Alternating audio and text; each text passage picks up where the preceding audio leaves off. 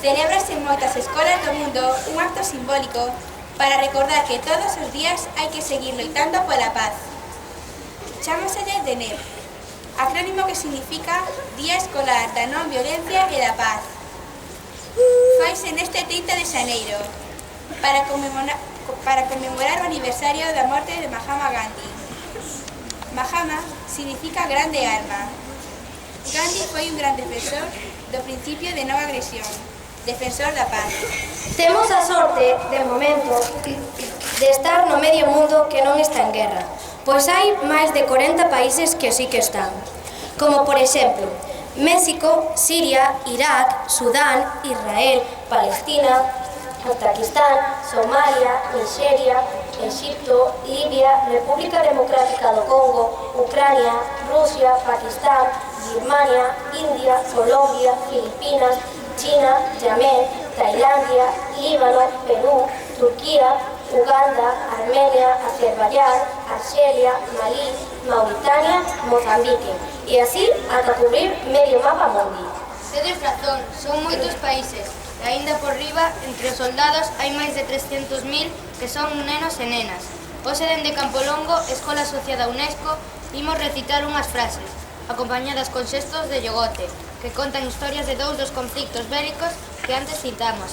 Estes son o conflicto entre Israel e Palestina en Asia e o da República Democrática do Congo, en África.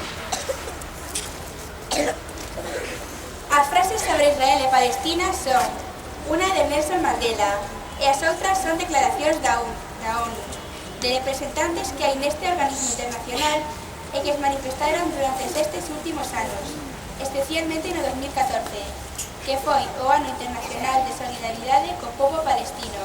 As frases de África son de Kadia Zuba, loitadora africana dos dereitos humanos, especialmente do seu país, o Congo, e foi tamén no ano 2014, galardonada co Premio Príncipe de Asturias a Concordia. Logo das frases, cantaremos a canción africana Malaika, que no idioma suahili significa anxo, e despois bailaremos coa canción Firewall. Rematamos esta presentación cunha frase de Malala, Premio Nobel da Paz 2015, e que nos recorda o obxectivo máis importante da UNESCO, que é o de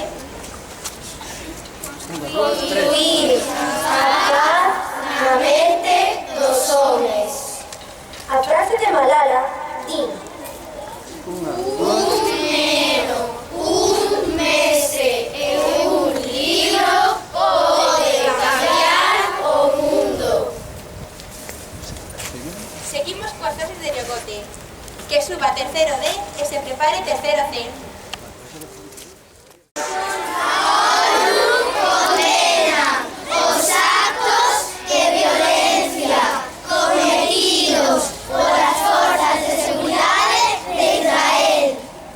Un aplauso.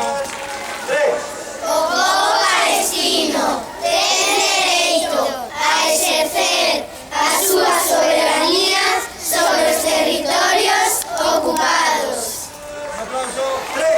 Israel debe cesar de inmediato a destrucción de infraestructuras palestinas. Israel ten a obriga de devolver as terras, hortas e olivares que foron expoliadas para a construción do muro. Muy bien. Israel debe asegurar un retorno seguro e inmediato aos territorios ocupados.